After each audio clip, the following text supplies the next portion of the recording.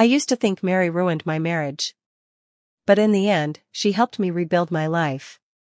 That's the first truth I had to swallow, bitter, cold, and humbling. Because sometimes, the person you curse in the dark turns out to be the one holding the light for you. It started on a rainy Thursday morning, the kind of morning where the sky looks bruised and heavy. I remember standing by the kitchen counter, staring at the steam rising from my untouched cup of coffee. The house was too quiet.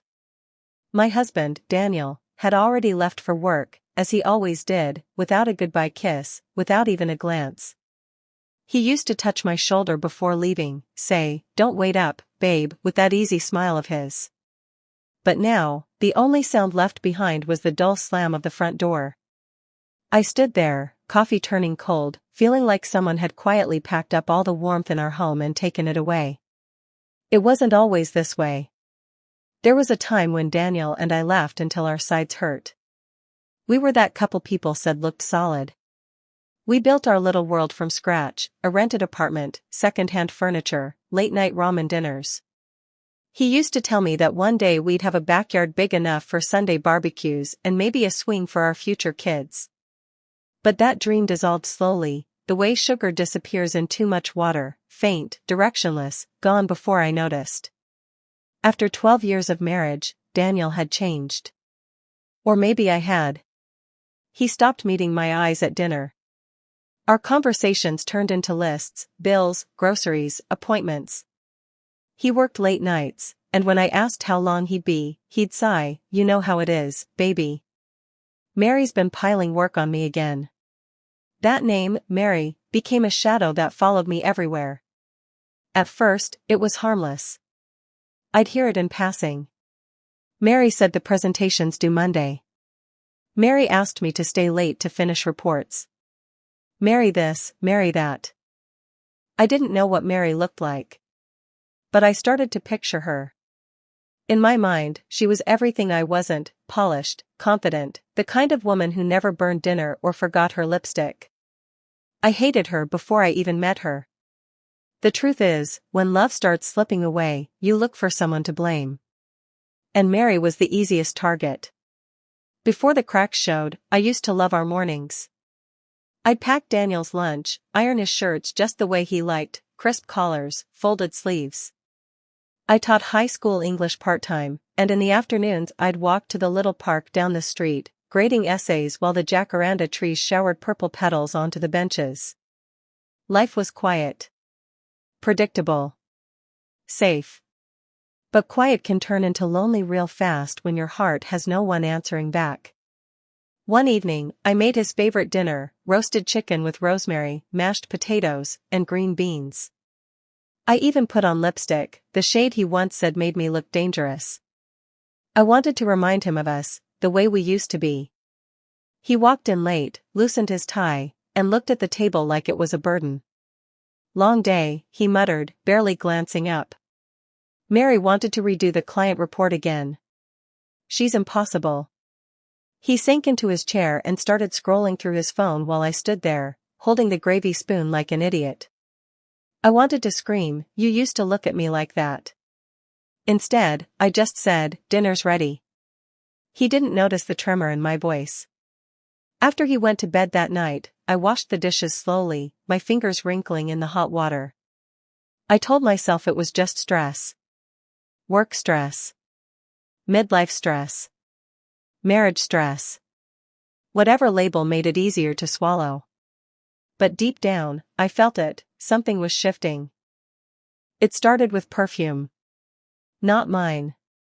One Sunday morning, I was folding laundry when I found a faint floral scent on Daniel's dress shirt, sweet, expensive, not something I owned. I held the fabric close to my nose and felt my chest tighten. I told myself it could have come from someone at the office, an innocent hug, a handshake maybe. But then I saw the lipstick mark, barely there, faint pink on the collar. My knees went weak. I sat on the bed, shirt clutched in my hands, heart hammering in my chest. When he came home that evening, I couldn't even look at him. I kept seeing that lipstick, that smell, that name echoing in my head. Mary. At dinner, he was distracted again, scrolling on his phone. I asked, "How's Mary?" My tone came out sharper than I meant. He froze for a second, then said, "She's fine." "Why?" I shrugged, forcing a smile. "You talk about her a lot." He looked at me then, really looked, and I saw something flicker in his eyes. Guilt? Fear? Or maybe I was imagining it. He said, "She's just a colleague, babe. Don't start." But he didn't touch his food.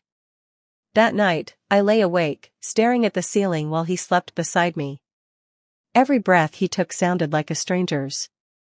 By Monday, I couldn't take it anymore. I decided to go see for myself who this Mary really was.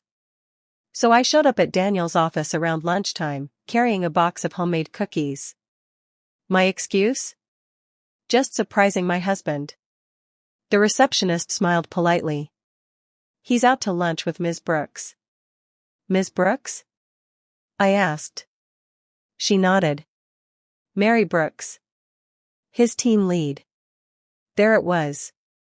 The name, the face I'd been inventing in my head for months, finally real. I walked back to my car, hands trembling, heart pounding. I parked near the cafe across the street and waited. 10 minutes later, I saw them. Daniel and a woman, tall, auburn hair, elegant. They were laughing, leaning close across the table. I felt something inside me crack, sharp and clean. I told myself it was just lunch. Just work. But the way he looked at her, I hadn't seen that look in years. I drove home in silence. That night, when he came in, smelling faintly of her perfume again, I knew. I didn't need proof. My heart already had it. For a few days, I lived in a fog. I'd go to work, smile at my students, and come home to an emptiness that echoed through every room. Daniel would text me late at night, working late. "Don't wait up." But I'd stopped waiting a long time ago. Still, I needed to know. Not guesses. Not theories. Truth. So one evening, I did something I'd never done in all our years together. I checked his phone. It was lying on the nightstand, face down, screen still glowing faintly. My hands were trembling as I picked it up. I told myself it was wrong, that I was crossing a line. But betrayal makes you forget about morals, it makes you desperate. I opened his messages. There she was. Mary Brooks. The conversation wasn't what I expected, no heart emojis, no I love yous. But it was familiar. Too warm. Too frequent. "Mary, don't forget to send me the slides before you leave." "Daniel, you're such a perfectionist. Remind me why I listen to you again?" Smirking face. "Mary, because I'm always right." "Daniel, true. You are." I scrolled further, each message cutting deeper. Jokes. Late night messages. Complaints about me, hidden between work talk. "Daniel, she's always on my case about dinner or laundry. I wish she understood how stressful work is." "Mary, maybe she doesn't know how much you do. You're one of the good ones, Daniel." That line, "You're one of the good ones." It felt like a knife. I locked the phone, laid it back where it was, and sat in the dark. My tears came slow, almost quiet. Not the loud kind that shake your body. These were the ones that burned because they came from something deeper, the realization that love can die even when you're still trying to keep it alive. A week later, it all came crashing down. Daniel had gone on a work trip to another city, 2 days, he said. But something about his voice sounded rehearsed. I tried to ignore it. I even wished him well, kissed his cheek like I always did. That night, while scrolling through social media, a post caught my eye. One of his coworkers had tagged Mary in a group photo, at a local restaurant. Right here, in town. No out-of-town conference. No hotel. Just Mary. And Daniel wasn't in the picture, but I knew. I knew. I drove to his office building the next day. His car was there, parked in his usual spot. My hands were shaking so badly I could barely hold the steering wheel. I went inside. His assistant looked startled. Mrs. Howard, he's in a meeting." "With who?" I asked. She hesitated. "Mary Brooks." "Of course." Without thinking, I pushed past and walked down the hall. My heels clicked on the polished floor, echoing like a drumbeat of anger. When I reached the glass meeting room, I saw them, Daniel sitting close to her, laughing softly, his hand brushing hers over some document. For a second, I couldn't breathe. He looked up then. Our eyes met through the glass. His smile fell, and I saw it, guilt, panic, and something else. Shame. I turned and walked out before either of them could speak. At home, I packed my bags in silence. Folded clothes, photographs, little pieces of a life I'd built on lies. When he came home that evening, the house was half empty. "Laura, what the hell are you doing?" he asked, voice cracking.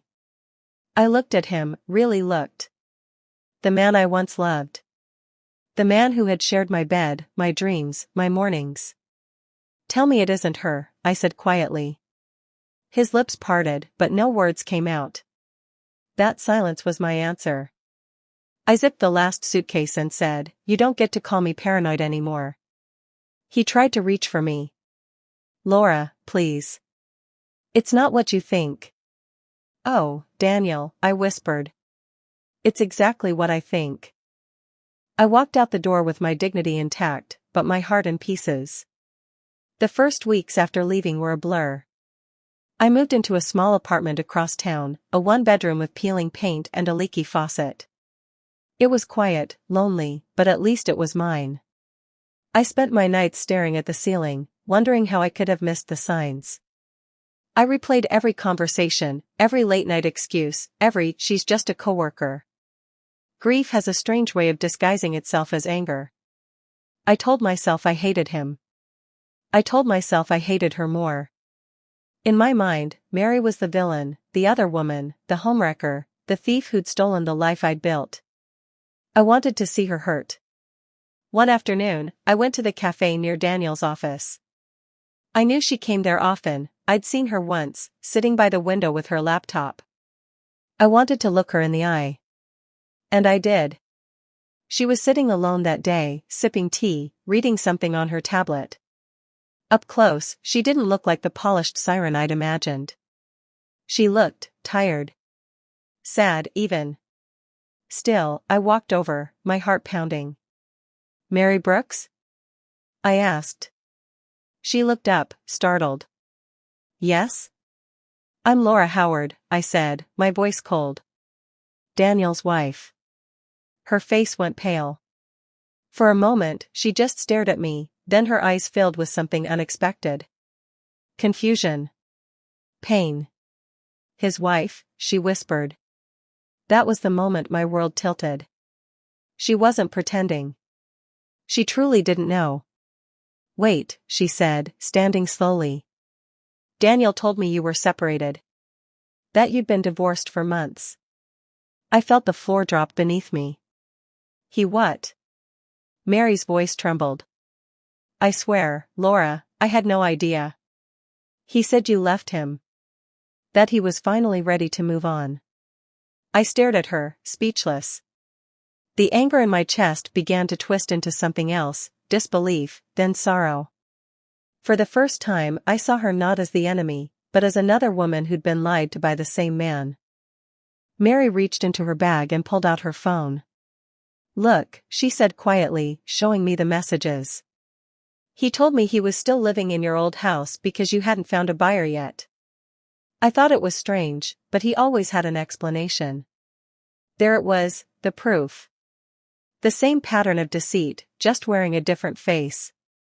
I sat down across from her, both of us shaking. "I guess," I said softly, "we've both been living in his story." Mary nodded, her eyes glistening. "Seems like it." And for the first time in months, I didn't feel alone. We sat there in that cafe for what felt like hours. Two women, same man, different lies, both trying to make sense of the same betrayal. Mary was quiet at first. Her fingers trembled as she scrolled through old messages, reading the same false promises I once heard myself. He said he wasn't ready to tell people yet, she murmured. That you were going through a rough time and he didn't want to rub it in. I thought he was being considerate. Her voice cracked on that last word, considerate. We both laughed, not out of humor, but out of disbelief. That bitter kind of laugh that comes when you realize how foolishly kind you've been to someone who didn't deserve it. I used to tell my friends I was lucky to have him, I said quietly. They'd tell me how devoted he seemed. How hardworking. I was proud of him. Mary nodded. So was I. There was a long pause, filled with the sound of clinking cups and soft chatter around us. For once, I didn't feel rage. I felt something deeper, solidarity. I finally said, you know, I came here to confront you. Her lips parted. You did? I thought you stole him from me. I wanted to see the woman who ruined my marriage. But now that I've met you, I shook my head slowly. You're just another woman trying to love someone who lied to both of us. Mary exhaled shakily, pressing her palm to her chest. I'm so sorry, Laura. I would never. I know, I said. And I meant it. That was the moment something shifted in me. The anger I'd been feeding for weeks began to dissolve, replaced by something lighter, painful still, but cleansing. Maybe we should both stop apologizing for what he did, I said softly. Mary gave me a faint smile. You're right. He played us both. Over the next few days, Mary and I exchanged a few messages, at first awkward, then strangely comforting. It felt surreal, sharing pieces of my story with the woman I once thought was my rival. She told me how Daniel had charmed her at work, how he'd stay late to help her with reports, how he'd mention his painful divorce and how lonely it was living in an empty house. It was the same script he'd used on me years ago. I knew every line by heart. Then, one afternoon, Mary texted. We should talk to him. Together. My heart skipped a beat. I wasn't sure if I was ready to see him again, to look at that face and not break apart. But something inside me said I needed closure. Not revenge. Just truth, laid bare in the daylight. So, a week later, we met in the park near his office. It was early evening, and the air smelled faintly of cut grass and rain. Mary and I sat on a bench, side by side. I could feel her tension humming beside me, same as mine. When Daniel arrived, his expression twisted between shock and guilt. Laura? Mary? His voice was tight. What is this? I folded my arms. Sit down, Daniel. He hesitated, but when Mary gestured to the space across from us, he obeyed. Why didn't you tell me? Mary's voice was steady, but her hands were clenched in her lap. Why didn't you tell me you were still married? He opened his mouth, but no sound came. Then, the classic defense, it's complicated. I laughed. A dry, humorless sound. Complicated? You lied to both of us. You built a whole world on those lies. Laura, you left me emotionally long before I ever. Don't you dare, I cut in sharply. Don't you dare make this my fault. His shoulders sagged. I didn't mean for this to happen. Mary looked at him, eyes wet but clear. You didn't mean for it to happen, but you let it. You had two women believing two different stories. That's not an accident. That's a choice. The silence that followed felt heavy, like the air itself was waiting for his excuses to collapse under their own weight. Finally, he whispered, I'm sorry. It was too small. Too late. Keep your apology, I said quietly. Use it for yourself. You'll need it. I stood then, brushing the dust from my jeans. I'm done, Daniel. For good. Mary rose too, her chin trembling but high. Daniel looked between us, realizing, maybe for the first time, that the women he tried to control were walking away, together. It didn't take long for word to spread. Daniel's reputation at work started to unravel. Mary had filed a complaint about his dishonesty, not to ruin him, but to clear her name. The HR department launched an investigation, and soon enough, he was encouraged to resign. I didn't celebrate. I didn't need to. Karma has a quiet way of doing what you can't. But something unexpected happened in the aftermath. Mary and I kept in touch. Coffee turned into lunches, lunches turned into long talks about everything: careers, heartbreak, healing. I learned she'd been living alone too, struggling with guilt she didn't deserve. "I feel like I owe you," she told me once. I shook my head. "No. We both owe ourselves better." She smiled at that. "You ever think maybe we were supposed to meet?" I thought about it. Maybe we were. Just not the way we expected. Mary eventually left that job, started consulting for another firm. And me, well, I finally stopped surviving and started living. I went back to school to finish my degree in counseling. I wanted to help other women like us, women who'd been told they weren't enough, who'd lost themselves trying to hold broken people together. And when Mary found out, she insisted on helping. She built me a website, helped me organize my first workshops. I remember the day we launched it, sitting in my tiny apartment, both of us eating takeout noodles, laughing like teenagers. "We really did it," she said, grinning. "We did," I said. "And this time, no man gets the credit." That night, I lay in bed thinking about how strange life can be. I'd started this journey drowning in bitterness.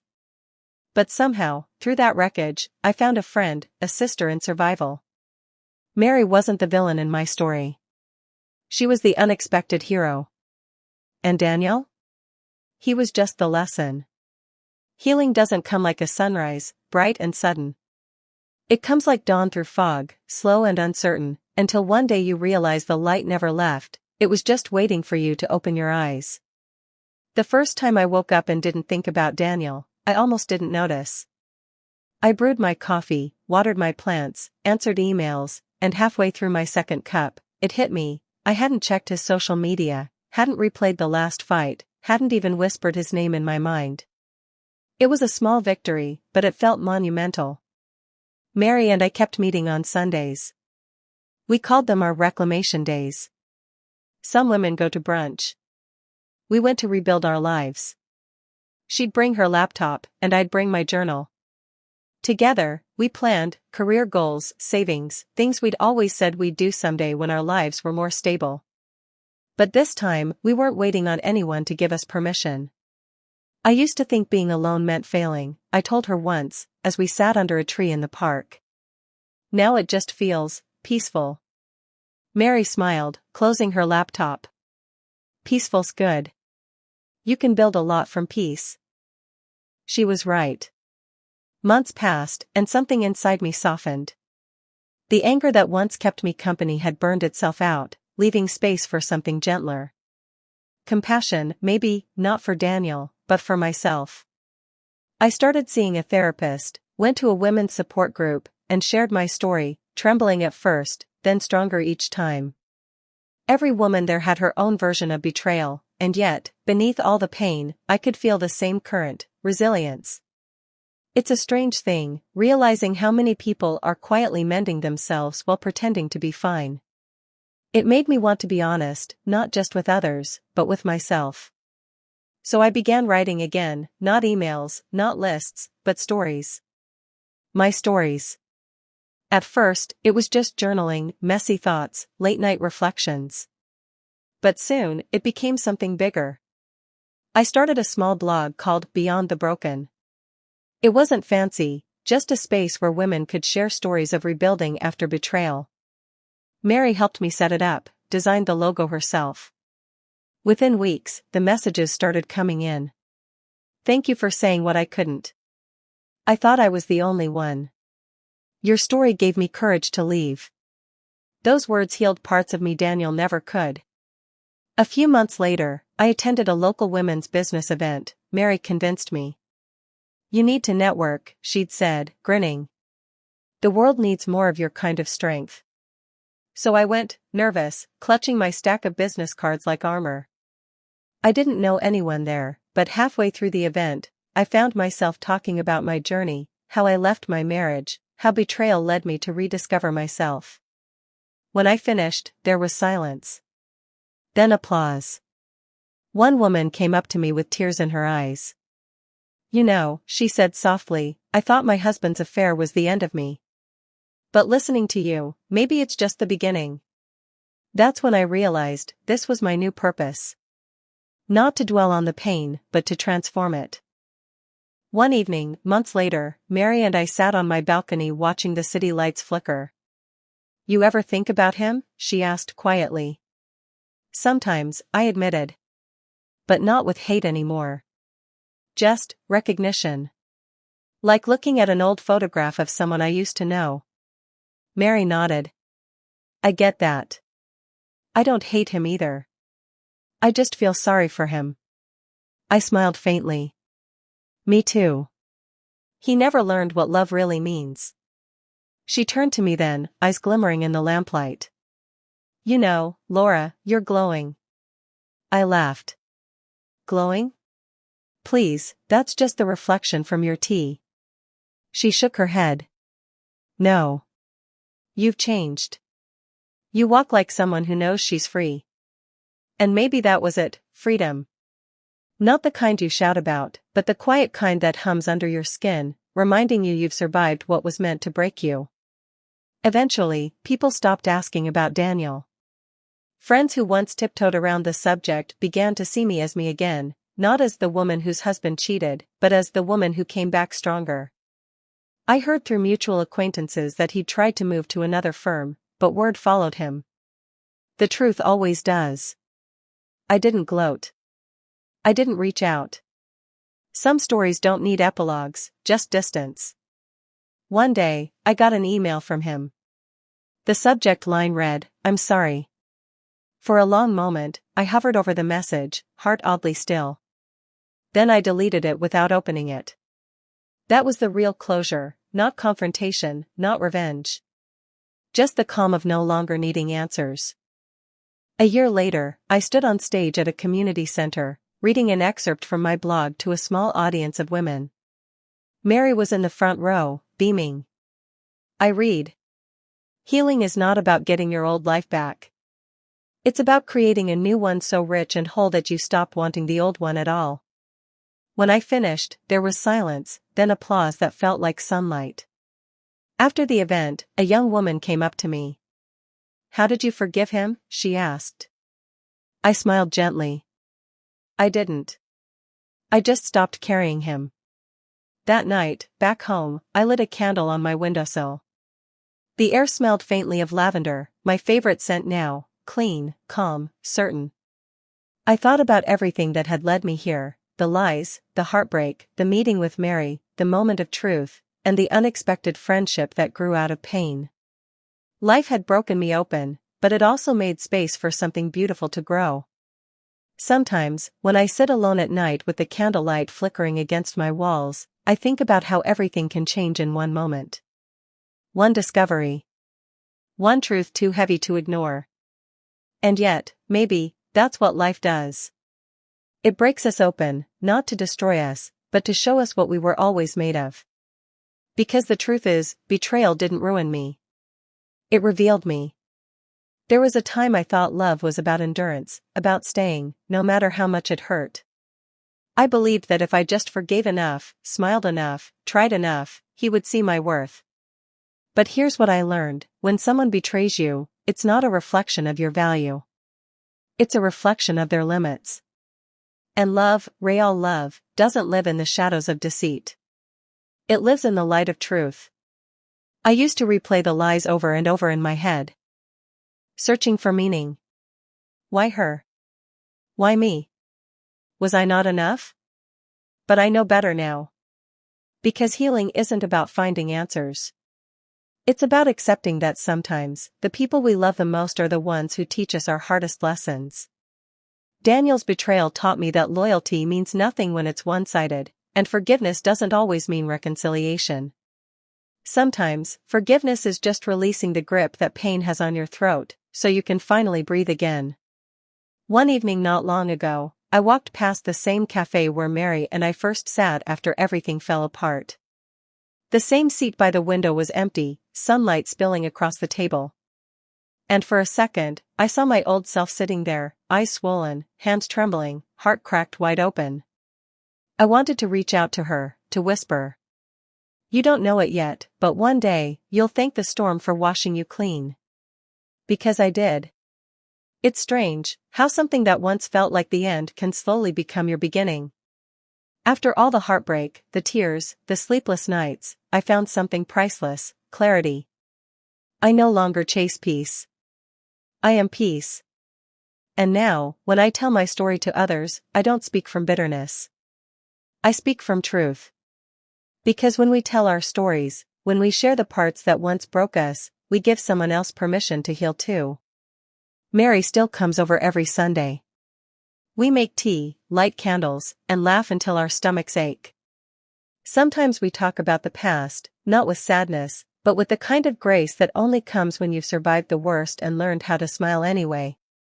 She tells me she's dating again. I tell her I'm not sure if I ever will. And that's okay. Because some seasons aren't meant for romance.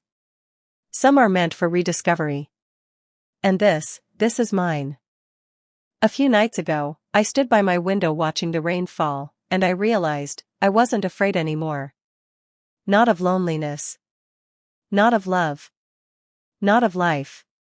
Because I've learned that solitude isn't empty when it's filled with peace. And sometimes, losing what you thought you needed is how you find what you were truly searching for. So, if you're listening to this tonight, maybe you're standing where I once stood. Maybe you've just discovered a truth that shattered your world. Maybe you're holding on, wondering how to live without the person you thought would never hurt you. If that's you, listen closely. You will survive this. You will not just survive, you will rise. One day, you'll wake up and realize the pain no longer defines you. You'll laugh again. You'll love yourself again. And when you look back, you'll see that this chapter, this heartbreak, wasn't the end of your story. It was just the moment your real story began. Because healing isn't loud. It doesn't always look like confidence or revenge. Sometimes, healing is quiet, like a whisper in the dark saying, I'm still here. And that whisper, that strength, that's where your power begins. So tonight, I'll leave you with this question. When love breaks you, will you spend your days collecting the shattered pieces?